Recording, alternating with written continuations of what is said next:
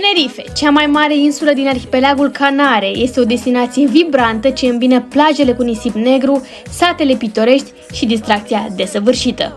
Oferind un climat plăcut pe tot parcursul anului, Tenerife atrage turiștii cu peisaje diverse, de la plaje însorite la rezervații naturale impresionante. Capitala, Santa Cruz de Tenerife, și satele pitorești precum Masca adaugă unicitate și energie insulei. Haideți cu noi să descoperim împreună insula eternei primăveri. Salutare și bine ați venit la un nou vlog! Suntem în Tenerife! În vlogul de astăzi vă prezentăm cele mai importante atracții turistice din Tenerife. Suntem în Santa Cruz de Tenerife, capitala acestei insule, mai exact în Parcul Garcia. Vrem să vă arătăm puțin împrejurimile, frumusețile acestei zone, dar până atunci vrem să vă povestim cum a fost drumul până în Tenerife, care a fost parcursul și unde ne-am cazat. Biletele le-am cumpărat în octombrie, au costat undeva la 500 de euro pentru 2 persoane, cu bagajul de cală inclus. Am aterizat pe Tenerife Sud și de acolo ne aștepta prietenul nostru Eugen să mergem să preluăm mașina. Noi de obicei închiriem mașina de la Chicar, atunci când ajungem în Tenerife, în Gran Canaria sau în general în insulele Canare. Dar de data aceasta am realizat că nu am avut rezervare. Nu pentru că nu am făcut-o, rezervarea am făcut-o în octombrie, dar am șters mail-ul și în contul de Chicar nu apărea nici rezervarea din 2022, dar nici cea recentă pe care am făcut-o. Motiv pentru care am cerut ajutorul lui Ciprian de la Vagabonds cu Obiective, pe care îl și salutăm pe calea aceasta, și el ne-a făcut legătura cu Eugen, de la care am reușit să obținem un Opel Tigra Cabrio pentru o săptămână aici în Tenerife. Iar acum despre cazare. Ne-am cazat la Hostel Neon. Am găsit această cazare pe repede înainte, eram în Thailanda și nu aveam cazare pentru Tenerife, deși biletele erau cumpărate de mult timp. Așa că am căutat ceva să fie în sud, pentru că nouă ne place zona asta de sud, mai ales că e aproape de plaje, și zic ok, hai să fie ceva și de buget, să arate ok, zonă bună, Hostel Neon.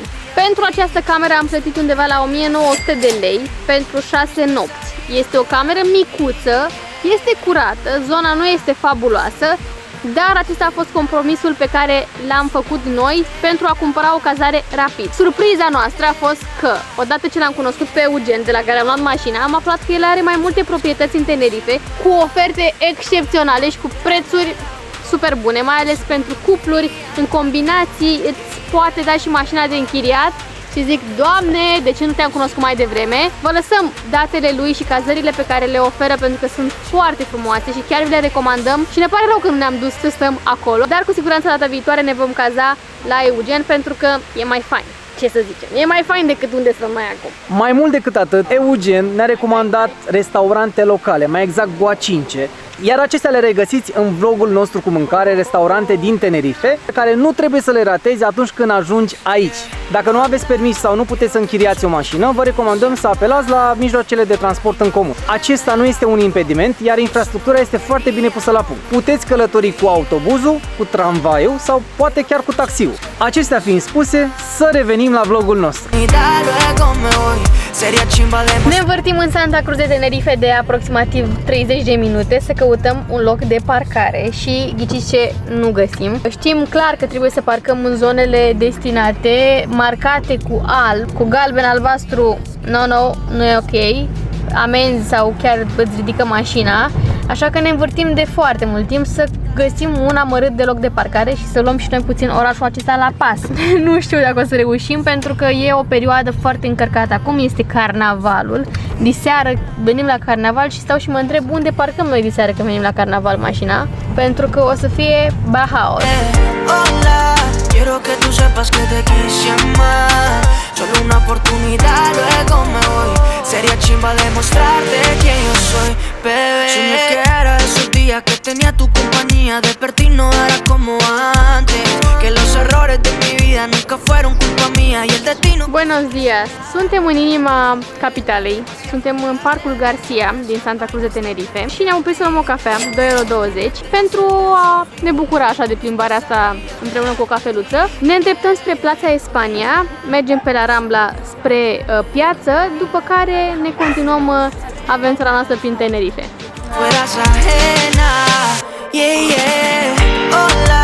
Quiero que tú sepas que te quise amar, pero la inmadurez me la jugó. Baby, eso no lo quería, no, no, no. Yeah, yeah. Ok, luăm mașina și mergem la Plața Espania cu ea decapotată. Oportunidad, luego Yes! This is the life. Ui, și vremea e atât de frumoasă aici în Santa Cruz de Tenerife. Nu e nici cald, nu e nici frig, este primăvara aceea autentică. Aici ține tot anul, din fericire. Și noi acum ne bucurăm de această vreme superbă. Un pic, încă un pic, încă un pic. Oh, da! Oh, da! Oh, da! Vamos a la playa, oh, oh, vamos a la playa. Ce tare este! Sexy mami! Mamă, ce fain este. Ce me gusta! Asta e viața care îmi place mie!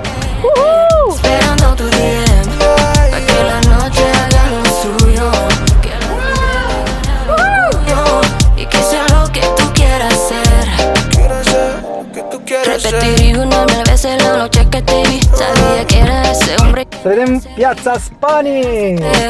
Yo soy la mujer que se merece algo. Se pregătește lumea de paradă, se așează scaunele. Cred că pe strada asta, cât o vedem așa de lungă, vor trece carurile cu tot felul de mascote. Nu știu ce tematică este anul acesta, dar mă simt atât de fericită că putem să vedem. Nu plecați nicăieri că vă arătăm și parada din Santa Cruz. Nu vine să cred că prindem festivalul în Tenerife, mi se pare fabulos! Tu piel, pero más rico es el poder conectarse. Sé que de locos, pero yo te amo. Suntem în piața Spaniei, cea mai mare piață din Tenerife, dar și din insulele Canare. Marchează centrul orașului Santa Cruz, iar în spatele meu este un lac artificial care în momentul de față nu funcționează. Este fofotă foarte mare, sunt pregătiri pentru carnaval, dar ce nu-mi place aici, și trebuie să vă spunem și vouă, mirosul de urină. Nu știu dacă în mod normal este așa sau este din cauza carnavalului, dar și al turiștilor. E și puțină mizerie pe jos, se pare că sunt destul de multe gunoaie. Haideți să vedem ce mai găsim pe aici. Mergem pe un bulevard principal, cea mai veche parte a orașului. Baby, a ti te adoro y lo sabes bien. Y me aseguro no te hieran otra vez. No me digas que no, es que el miedo lo jode lo que tuvo sentido por mi. Bine ați venit pe cea mai veche stradă din Tenerife. Aici puteți să serviți o cafea, un cortado, să mâncați un sandwich, să vă opriți la cele 100 de sandwich-uri să gustați ceva bun. Puteți să faceți cumpărături, aici sunt magazine principale, am văzut și un Zara, am văzut magazine importante. Este foarte turistică zona, dar e interesant și cumva trebuie marcat atunci când vii în Tenerife.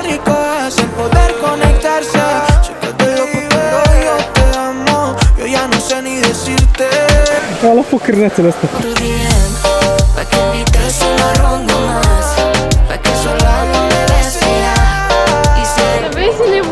Să fie mai târziu dacă toată lumea s-a costumat atât de frumos, pentru că și-au dat silința, nu și-au luat doar, nu știu, o eșarfă colorată. Oamenii s-au îmbrăcat în personaje, chiar sunt curioasă cum o să fie parada. Este 1 fără 10, ne mai plimbăm puțin să vedem ce mai găsim pe strada asta principală și după mergem spre piața Spaniei, ne întoarcem, pentru că în curând va începe carnavalul. Aș putea lejer să fac parada modei aici, pentru că oamenii stau pe scaune de o parte și de alta a străzii și se trec așa. Lăsând la o parte parada modei din capul meu, unde ne așezăm. Water, Fiat, Orange, Cola.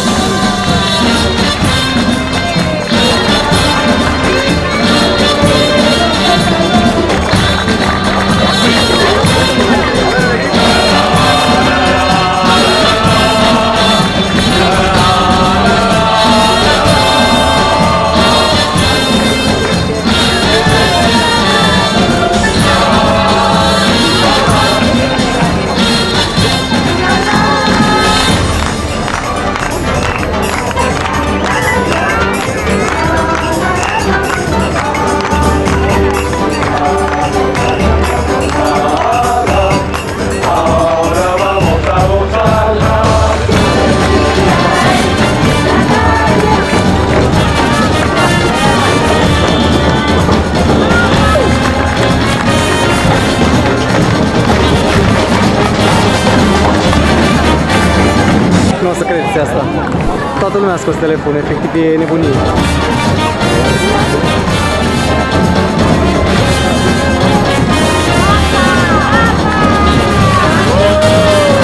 Cel mai frumos de până acum.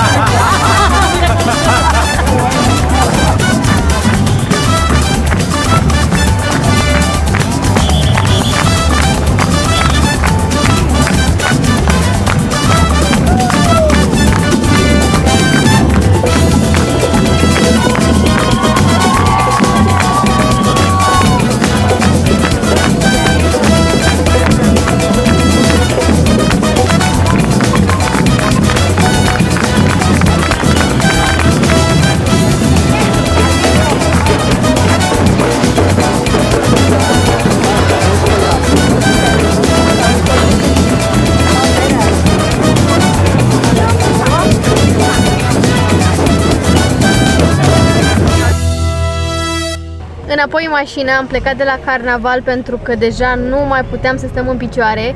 Este superb, deci dacă puteți veni în februarie în Tenerife, vă recomandăm 100% pentru că vremea este frumoasă, aveți carnaval, aveți toate motivele să vă distrați aici. Totodată, în perioada aceasta, cu parcările este mai greu. Am parcat la o parcare privată de data asta, am plătit undeva la 2 euro pentru vreo 2-3 ore de parcare. Parking Pilar se numește. Și nu pleca nicăieri, ne vedem la următoarea atracție turistică. Prima oprire pe ordinea de zi astăzi este orașul Alcalá, mai exact la piscinele naturale de aici. Este o zonă foarte frumoasă, întreg orășelul este depunctat, mai ales dacă aveți de gând să faceți un drum spre Masca. Noi acolo ne îndreptăm astăzi și facem câteva opriri pe traseu. Prima este aici la Alcalá, după care ne îndreptăm spre Los Gigantes, dar uitați cât de frumoase sunt piscinele acestea naturale.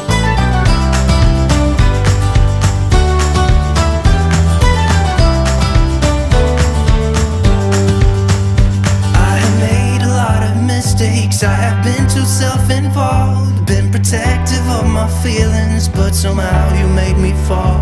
You got underneath the surface and you shattered every wall, and I know I got that feeling, there's no question anymore. And now I stand here calling at your door, oh now I stand here calling at your door, yeah I'm yours, anywhere you want. Cred că e super plăcut să faci o baie aici în piscinele acestea naturale. Văd că sunt câteva persoane mai curajoase la ora asta a dimineții, dar oricum oceanul este acum destul de liniștit. Valurile de obicei depășesc zona aceea delimitată de această piscină naturală și acum este așa plăcut, este totul lin, dar uneori sunt valurile foarte, foarte mari.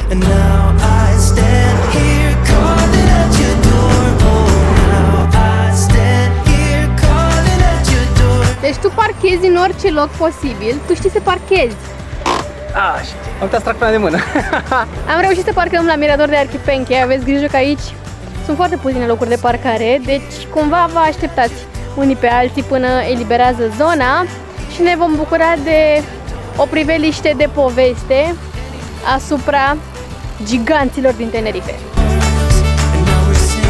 Yeah. Now you're gone, and I'm losing my mind, losing my mind, losing my mind. Now you're gone. Why did you call me up, bring me out, and leave me high and dry?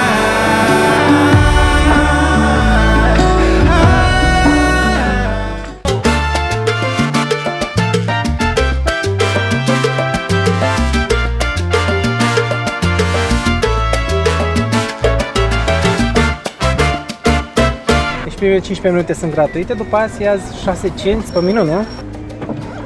Morena, morena linda, cuando se mueve todos saben lo que va a pasar.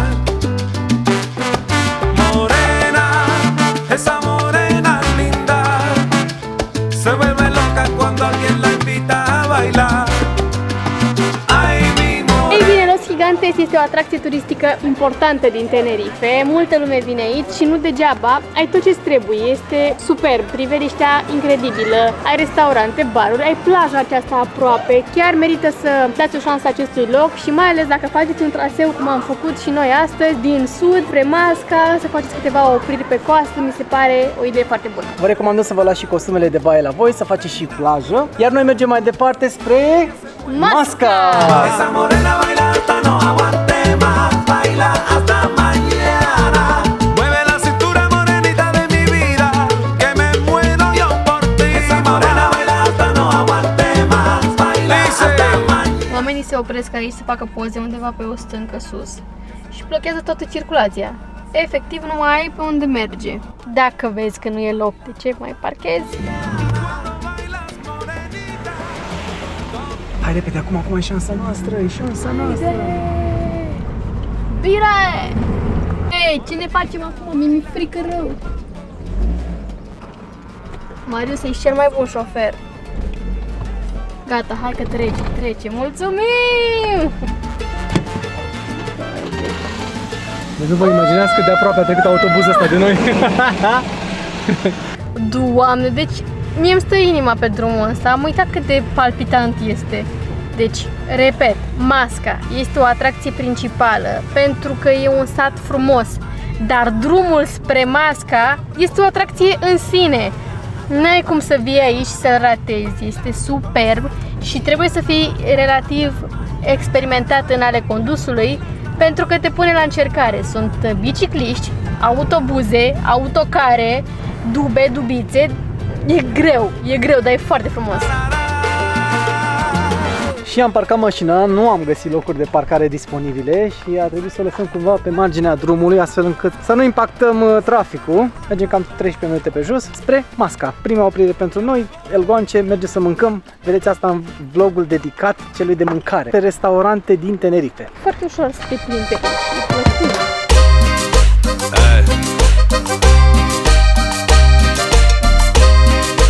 Satul Masca din Tenerife este o bijuterie ascunsă în mijlocul munților, cunoscută pentru peisajele spectaculoase și tradițiile sale pitorești. Cu case tradiționale canariene și străzi șerpuite, Masca emană farmecul unei comunități izolate, oferind priveliști uluitoare asupra văilor adânci și stâncilor abrupte ce înconjoară această așezare autentică.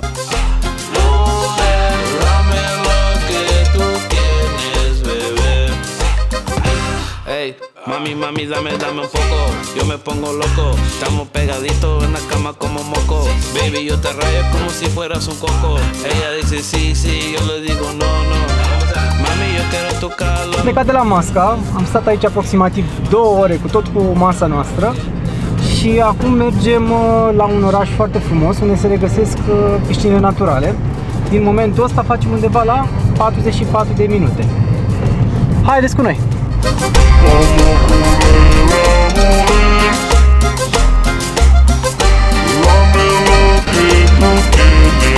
Oficial suntem în nori, într-o curbă, aoleu, care ne dă emoții.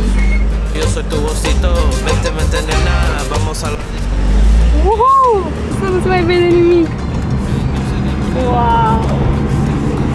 Super! Se vede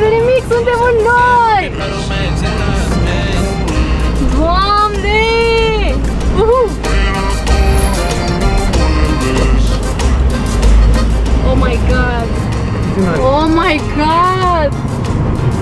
Deci pe camera aproape că nu se vede nimic. Ce tare! Gara Chico este o localitate mică situată în nord-vestul insulei Tenerife. Îți recomandăm să vii aici pentru piscinele naturale numite El Caleton. După ce lași mașina în parcarea gratuită, te poți bucura minute în șir de priveliștea spectaculoasă. Aici, apa oceanului este agitată, valurile sunt mari, înspumate și se sparg de lava pietrificată.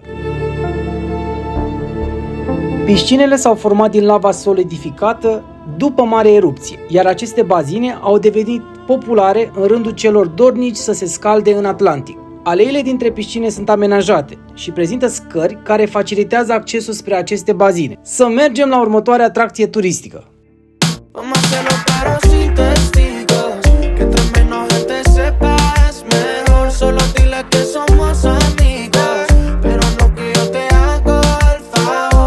Și am ajuns la Drago Milenario, unul din simbolurile insulei Tenerife. Este un copac foarte faimos în zonă, în nord-vestul insulei și are undeva la 100 de ani.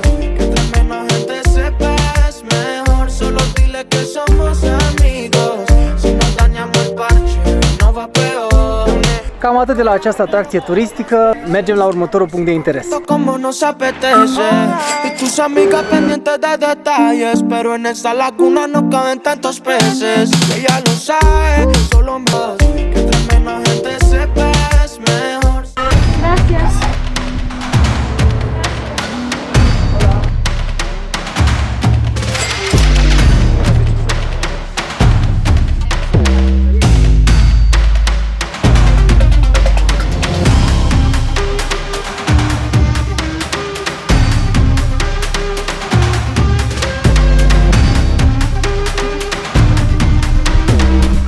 Și am ajuns pe El Teide, cel mai înalt punct de pe insulă.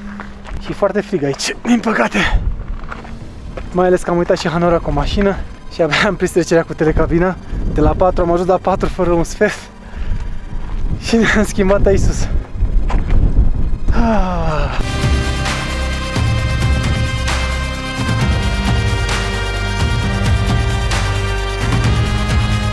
Vederea e super frumoasă aici, sunt foarte multe puncte de belvedere și un sfat principal ar fi să vă las haine groase cu voi, nu faceți ca noi.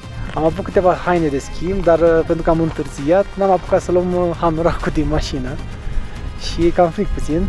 Bine, dacă stai la soare e ok, dar dacă te duci pe partea elaltă unei umbră, Doamne, Doamne. Mai avem cam jumătate de oră la dispoziție, odată ce ai ajuns aici ai cam o oră să parcurgi aceste trasee și să te bucuri de aceste vederi. Dor urechile foarte tare. Mi-am pregătit acasă să-mi iau niște bandane de alea să-mi pun pe urechi, dar cine naiba le-a mai luat? Abia ne-am luat de îmbrăcat. E diferență de presiune aici și se simte. Te dor urechile, te ia cu amețeală, dar e de venit, zic eu. Ne-a gonit de acolo de unde era soare și frumos și închide parcul cu noi. Bă, sincer știam de pe site că poți să stai și mai mult de atât, dar se pare că ultima urcare este la ora 4 și ultima coborâre spre Parcul Național la 16:50. Așadar, dacă vreți să veniți la ultima oră, o să fiți cam grăbiți de autoritățile de aici. Mai bine vă luați bilet mai devreme și prelungiți până la ultima coborâre. Idem noi! Parcul, suntem ultimii! Altă informație prețioasă ar fi că puteți urca până la crater, până la 3500 de metri aproximativ, dacă aveți un permis că sunteți apți pentru a face asta. Spre exemplu, noi nu am fi putut, nu avem antrenamentul necesar pentru a ajunge pe creasta lui Teide. Los últimos. Ia punem înapoi să știi de ce sunt. Vai. Știi câte grade sunt afară? 5.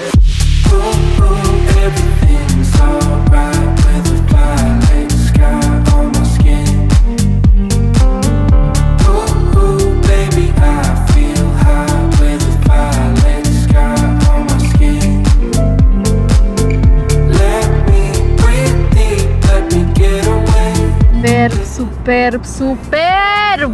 Toată lumea în comentarii, la mulți ani, Marius!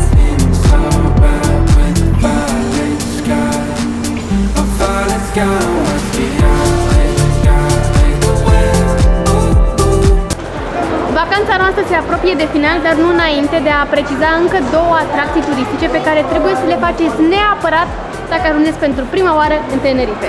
Este vorba de Siam Park și de Loro Park. Siam Park este un parc acvatic spectaculos situat în sudul insulei Tenerife.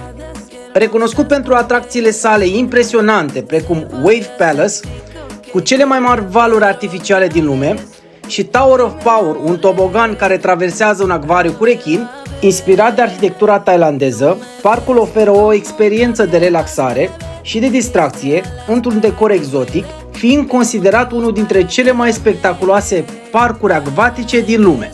Loro Park este o destinație emblematică din Puerto de la Cruz, celebră pentru colecția sa impresionantă de faună și floră exotice. Cunoscut pentru spectacolele cu delfini, orci și papagali, parcul promovează conservarea și educarea asupra diversității naturii. Cu atracții precum Planet Penguin și un habitat expansiv pentru specii diverse, Loro Park oferă o experiență captivantă pentru iubitorii de natură și animale. Cam atât din acest vlog, sperăm că v-au plăcut recomandările noastre din Tenerife. Pentru cazare, nu uitați că vă lăsăm link în descriere cu cele mai faine combinații pe care le oferă Eugen și mai mult decât atât vă lăsăm și numărul lui de telefon acolo pentru că veți avea parte de un discount dacă îi scrieți în privat și îi spuneți că veniți din partea noastră. Nu uitați de like, subscribe pentru canalul nostru și dacă sunteți curioși să vedeți, avem încă un clip cu restaurante din Tenerife, cât și topul plajelor din Tenerife. Nu pleca nicăieri pentru că următoarea aventură sau destinație se află la doar un click distanță. V-am pupat! Tú me ves como nadie más, bebé. Tú me curas cuando más me duele. Sé que siempre vas a